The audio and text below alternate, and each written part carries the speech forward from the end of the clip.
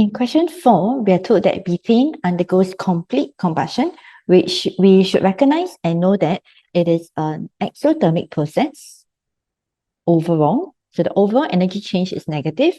However, if we break down the complete combustion of methane into 3 separate stages, they may be endothermic or exothermic depending on the particular processes that are occurring in each stage. So which process or which stages are actually exothermic? Here we examine them one by one.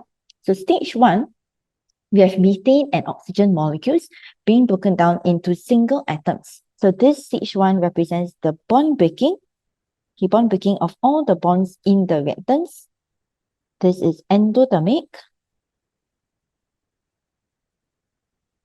And stage 2, okay, where all the single atoms combine back together to form the molecules of the products. So this involves bond forming, which releases energy and thus is exothermic.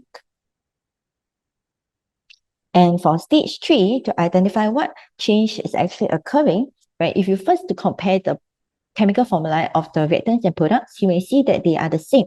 However, the state symbols are actually different. So the state symbol of a H2O particular, okay, it changes from a gas to a liquid. So this is condensation of water vapor to form liquid water.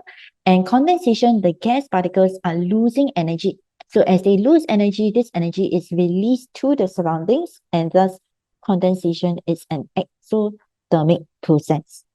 So stages 2 and 3 are exothermic, and thus the answer is